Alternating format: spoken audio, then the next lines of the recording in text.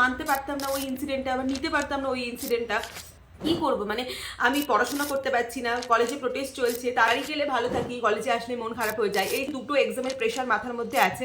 Problem আসে, problem যাবে, problem চলবে, বাট লাইফকে তার মধ্যে চালিয়ে নিয়ে যেতে হবে। আর একটা Hello everyone, I am Devlina, a second year MBBS student from Malda Medical College and Hospital. এতদিন তোমাদের সাথে আমি নিটের ডিফারেন্ট স্ট্র্যাটেজি শেয়ার করেছি এবং আমার MBBS লাইফ কেমন যাচ্ছে কেমন না যাচ্ছে সেগুলো তোমার সাথে শেয়ার করেছি। আর তাতে আমার সবচেয়ে মানে যেটা ইম্পর্টেন্ট জিনিস সেটা হচ্ছে আমার মানে অনেক অনেক ভালোবাসা পেয়েছি। আমি কখনো ভাবিনি যে আমার একটা এক্সটেন্ডেড সেকেন্ড ফ্যামিলি তৈরি হবে যেখানে মানে আমি এত এত ভালোবাসা পাবো। So first of all thank you. আর আজকে আমি as a second year medico তোমাদের সাথে আমার নিজের লাইফ আপডেট শেয়ার করতে চাই, কারণ তোমরা অনেকেই বলছো দিদি সেকেন্ড ইয়ারের ব্লগ কেন আসছে না, বা ইনস্টাগ্রামে তুমি যে ব্লগগুলো দিতে সেগুলো কেন আসছে না।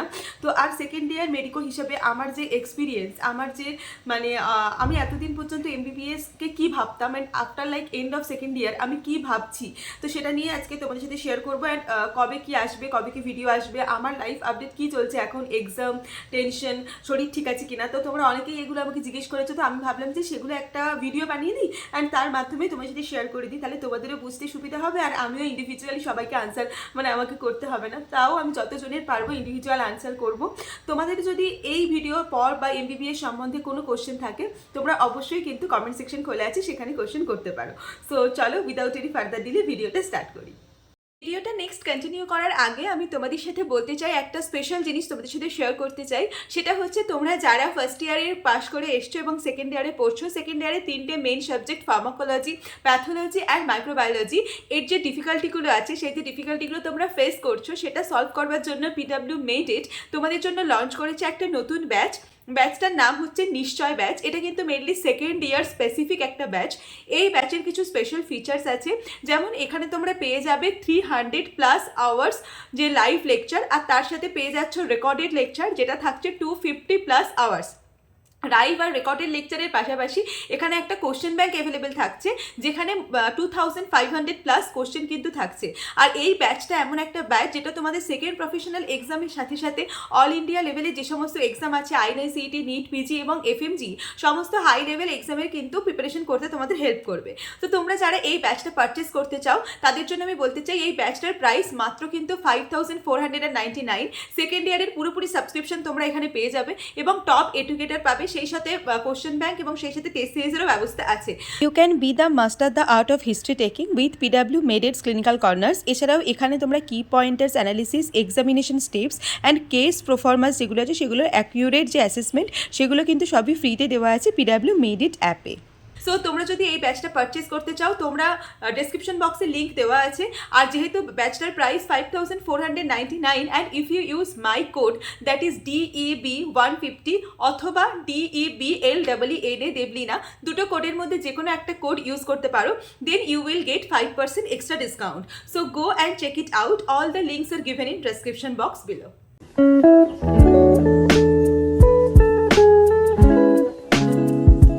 একদম প্রথম যখন সেকেন্ড ইয়ার আমার শুরু হয়, আমার ফার্স্ট ইয়ারের সবচেয়ে বড় যেটা লার্নিংস ছিল বলতে পারো সেটা হচ্ছে আমি যখন ভাইবা দিই তখন আমার ভাইবার এক্সপিরিয়েন্স খুব একটা ভালো ছিল না। মানে আমার যেহেতু আমি ছোটোবেলা থেকে বেঙ্গলি মিডিয়াম স্টুডেন্ট হিসেবে পড়াশোনা করেছি, সেহেতু আমার কাছে ওই ইংলিশটা সত্যিই খুব টাফ ছিল প্রথমে এসে ইংলিশ গ্র্যাব করা। এবং ইংলিশ হয়তো লিখতে পারতাম, বলতে পারতাম, অসুবিধা মানে লিখতে পারতাম অসুবিধা হতো না, পড়তে পারতাম অসুবিধা হতো না, কিন্তু যখন ভাইবাতে গিয়ে দেখলাম যে ওখানে শুধুমাত্র ইংলিশেই আনসার দিতে হয় এবং খুবই অসুবিধা হয়েছিল তখন। তাছাড়াও আমার ফার্স্ট ইয়ারের প্রিপারেশনস অনেকটা কম ছিল, সেই জন্য আমি সেকেন্ড ইয়ার থেকে এটা ভেবে নিয়েছিলাম যে একদম প্রথম থেকে যে 3টে সাবজেক্ট মাইক্রোবায়োলজি, প্যাথোলজি আর তোমার ফার্মাকোলজি, তো এই 3টে সাবজেক্ট আমি প্রথম থেকে খুব ভালো করে পড়বো এবং যাতে আমার ভাইবাতে গিয়ে কোনো রকম কোনো সমস্যা না হয়।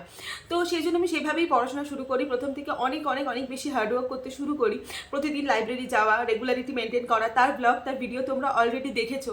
এবং সেই পাশাপাশি আমার যেটা সবচেয়ে কাছের জিনিস সেটা হচ্ছে নিট অ্যাসপিরেন্টদের যে তোমার ইন্সপিরেশন দেওয়া, বা আমি আমার লাইফ থেকে যা যা শিখেছি, যা যা শিখিনি, যেগুলো ভুল করেছি, যেগুলো ঠিক করেছি, সেগুলো তোমাদের সাথে শেয়ার করা। এটা কিন্তু আমার ফ্রম দ্য ডে ওয়ান এটাই আমার চ্যানেলের মোটিভ ছিল বলতে পারো, বা ফ্রম দ্য ডে ওয়ান এটাই আমার মানে উদ্দেশ্য ছিল বলতে পারো, যে তোমাদের সাথে এগুলো শেয়ার করবো, আমি কি শিখছি কি না শিখছি, আমার ডে টু ডে লাইফে আমি যেগুলো শিখছি সেগুলো তোমাদের শেখাবো।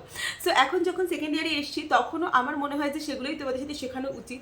এবার আমার যেটা ফার্স্ট লার্নিংস আমি বলতে চাই সেটা হচ্ছে আমার পড়া খুব ভালোই চলছিল, ফার্স্ট সেমিস্টার হলো, সেকেন্ড সেমিস্টারের ঠিক আগে 9 11th অগস্ট যে ইনসিডেন্টটা ঘটে তোমরা সবাই জানো, আরজিকর মেডিকেল কলেজে তিলোত্তমাদির যে ইনসিডেন্টটা, ওই ইনসিডেন্টটা অনেস্টলি সেইং আমাকে পার্সোনালি এতটা মানে মনের দিক থেকে আঘাত করে এবং এতটা আমার লাইফে একটা চেঞ্জ নিয়ে আসে যে তোমাদের বলার মতো না। মানে ওর পর থেকে আমার একটা স্ট্রেস চলে আসে লাইফে, মানে আমি না মানতে পারতাম না ওই ইনসিডেন্টটা, আবার নিতে পারতাম না ওই ইনসিডেন্টটা।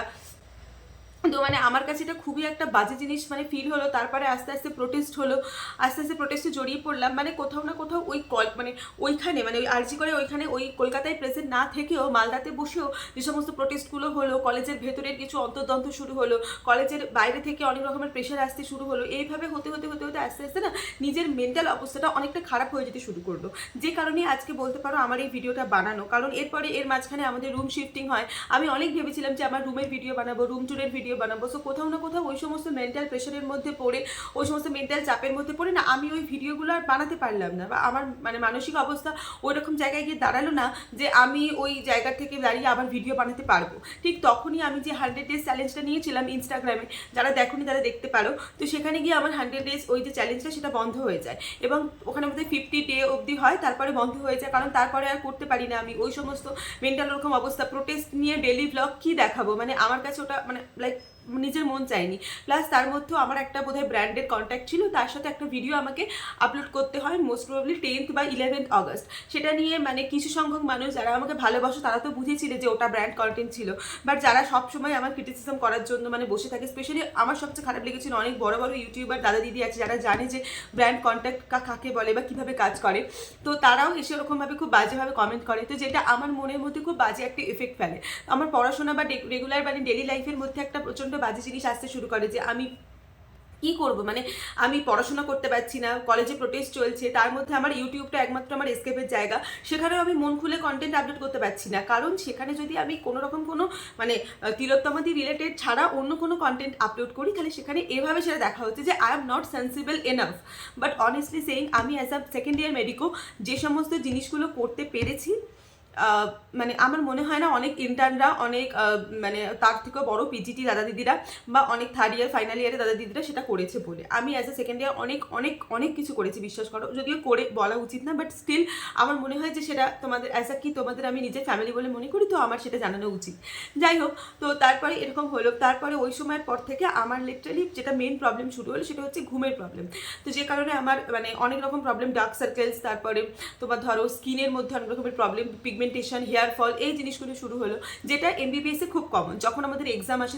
হ্যাঁ, তো যেটা বলছিলাম, যখন আমাদের এমবিবিএসে এক্সাম আসে বা স্ট্রেস লাইফ শুরু হয়, সেটা খুবই স্বাভাবিক যে এরকমের স্ট্রেস একটা ফিল হওয়া, এটা আমরা এটার সাথে অভ্যস্ত।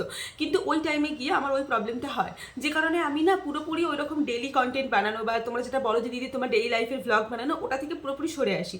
আর সেই সময় আমার যেটা মেন প্রবলেম শুরু হয় সেটা হচ্ছে মেন্টাল হেলথই তো ঠিক নেই, তো তোমাদের মোটিভেট করবো কী করে। তারপরেও আমি নিট কন্টেন্ট বানিয়ে দিতে থাকি, কারণ নিটের তো মানে এক একটা দিন ইম্পর্টেন্ট, এক একটা বছর ইম্পর্টেন্ট। তো যদি আমি সেই কন্টেন্ট না বানাই, তাহলে সেক্ষেত্রে মানে যারা আমার উপরে ভরসা করে আছে, যারা রেগুলার আমার ভিডিও দেখে টাইম টেবিল বানায়, আমার ভিডিও দেখে ফিজিক্স, কেমিস্ট্রি, বায়োলজি স্ট্র্যাটেজি বানায়, তো তাদের জন্য সেটা অনেক একটা বড় প্রবলেম হয়ে দাঁড়ায়।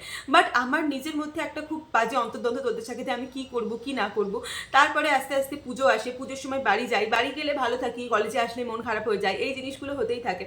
তারপরে বাড়ি থেকে যখন আসি তখন একটা নতুন প্রবলেম শুরু হয় যে কিছুতেই ঘুম আসছে না, ঘুমের প্রবলেম হচ্ছে, ঘুম হচ্ছে না বলে সকালে কোনো রকম এনার্জি পাচ্ছি না, পড়াশোনায় মন বসছে না, তো এরকম একটা অনেক রকম সমস্যা শুরু হয়। তো এর মধ্যে আমি ভেবেছিলাম যে নিট পিজি প্রিপারেশন শুরু করবো, সেটাও কোথাও না কোথাও গিয়ে আটকে থাকে। তো সব রকম দিক থেকে একটা মেন্টাল প্রেশার তৈরি হয়, যে মেন্টাল প্রেশারটা আমি পার্সোনালি একা দাঁড়িয়ে কোনোভাবেই হ্যান্ডেল করতে পারছিলাম না।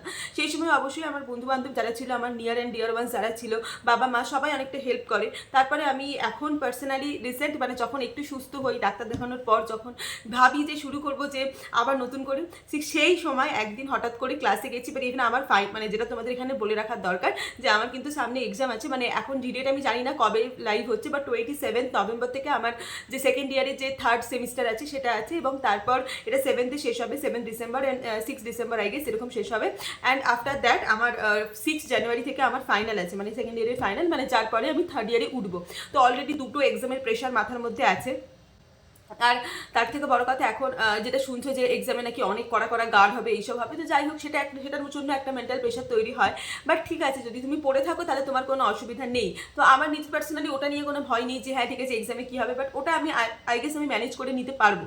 বাট যেটা প্রবলেম শুরু হয় সেটা হচ্ছে এই কিছুদিন আগে, মানে 1 মাসও হয়নি, তার কিছুদিন আগে হঠাৎ করে আমি কলেজে গেছি, কলেজ থেকে এসে হঠাৎ করে ফোনটা বার করেছি, দেখতে শুরু করলাম যে ফোনটার মধ্যে ঘোস্ট টাচ, মানে তোমরা যারা জানো, মানে মানে কোনো কিছু আমি ওপেন করছি না, অটোমেটিক ফেসবুক ওপেন হয়ে যাচ্ছে, automatic Instagram WhatsApp automatic call চলে যাচ্ছে কারোর কাছে, মেসেজ চলে যাচ্ছে কারোর কাছে, মানে এরকম হতে শুরু করে। তো আমি তো বুঝতে পারছি না যে আমার কি প্রবলেম হলো হঠাৎ করে। আর ফোনটা হচ্ছে আমার এমন একটা জিনিস যেটা মানে অনেস্টলি সেইং যে আমার মানে ফোন ছাড়া আমার চলবে না, কারণ আমার YouTube content and all everything আমি ফোনে শ্যুট করি, ইনস্টাগ্রাম ফটোজ এভরিথিং, মানে ফোনটা হচ্ছে আমার কাছে বেসিক টুল বলতে পারো, যেটার জন্য আমি ইউটিউব অ্যান্ড অল তোমাদের সাথে কানেক্ট হতে পারি। তো সেখানে প্রবলেম শুরু হয়। তারপর হঠাৎ করে মানে এরকম একটা সিচুয়েশন তৈরি হয়, আমি নিয়ে যাই সঙ্গে সঙ্গে দোকানে নিয়ে যাই বিকালবেলা 3টে সাড়ে 3টের সময়। তো ওরা বলে সার্ভিস সেন্টারে নিয়ে যেতে, সার্ভিস সেন্টারে নিয়ে যাই। তো সেখান থেকে আসার পর যেটা মেন প্রবলেম শুরু হয় সেটা হচ্ছে মানে সার্ভিস সেন্টার থেকে আসার পর যেটা মেন প্রবলেম শুরু হয় সেটা হচ্ছে ওরা বলে যে ডিসপ্লে প্রবলেম আছে, তো এটা ওয়ারেন্টির বাইরে, তো এটা করা যাবে না। তো অরিজিনাল ডিসপ্লে 8-9 হাজার টাকা এরকম দাম পড়বে। তো আমি ভাবি যে 8-9 হাজার টাকা এখনই তো অ্যাফোর্ড করা কখনো পসিবল নয়, আর বাড়িতে ওইভাবে চাইতেও পারা যায় না। দেন আমি একটা জায়গায় দোকানে আসি, সেই দোকানে আমাকে বলে যে ঠিক আছে আমরা যেটা তোমার ডিসপ্লে আছে সেই ডিসপ্লেটা একটু অন্যরকম ডিসপ্লে লাগিয়ে দেবো, যেটা তুমি ফিঙ্গারপ্রিন্ট কাজ করবে না, আমি জানি না ওটাকে কী বলে, অত টেকনিক্যাল টার্ম তো বুঝি না। তো আমি বললাম ঠিক আছে কোনো অসুবিধা নেই। তো বলে 2,000 টাকার মতো খরচ হয়, দেন ওরা একটা ডিসপ্লে লাগিয়ে দেয়। বাট যখন থেকে এবং এটাও বলেছিল যে ফোনটা চলবে ঠিক আছে, কিন্তু একটু মানে যেহেতু ডিসপ্লেটা অন্যরকম ছিল বা ফলস ডিসপ্লে ছিল, একদম অরিজিনাল রিয়েল ডিসপ্লে ছিল না, তাই জন্য ভিডিও কোয়ালিটি বলে যেগুলো বলে সবগুলোই মানে আমার পার্সোনাল ওপিনিয়ন একটা ডিক্রিজ করেছে। বাকি তোমরা কমেন্ট করে জানাও যে ডিক্রিজ করেছে কি করেনি। আমার মনে হয়েছে ডিক্রিজ করেছে কোনোভাবে, যদিও ডিসপ্লের সাথে ক্যামেরার কোনোরকম কোনো যোগাযোগ নেই, বাট আমার পার্সোনালি এটা মনে হয়েছে। স্পেশাল একটা জিনিস ওরা বলেছিল ফোনের উপরে বেশি প্রেশার না দিতে, সেই জন্য মানে এডুকেশনাল কন্টেন্ট শ্যুট করা ছাড়া, মানে এখন যেটা ধরো লাইভ মানে মুখোমুখি কথা বলছি যে কন্টেন্ট শ্যুট করছি, তো তাছাড়া আমি যে ব্লগ শ্যুট করবো সেইগুলোর জন্য আমার মনে হয় কোথাও না কোথাও গিয়ে একটু অসুবিধা হচ্ছে আমার।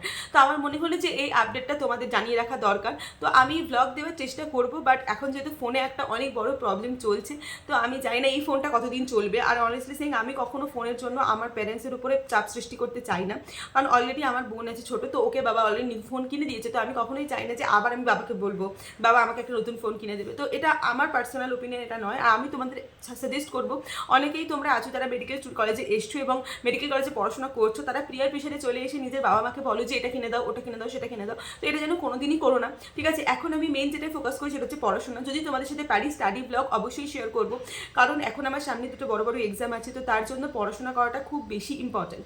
তো সেটা আমি এখন আমার মনে হলো যে তোমাদের সাথে একটু শেয়ার করে রাখি। বাকি তোমাদের নিট ওরিয়েন্টেড কন্টেন্ট এবং এমবিবিএস ওরিয়েন্টেড কন্টেন্ট যেগুলো তোমরা দেখতে চাও সেগুলো আমি অবশ্যই তোমাদের সাথে শেয়ার করতে থাকবো।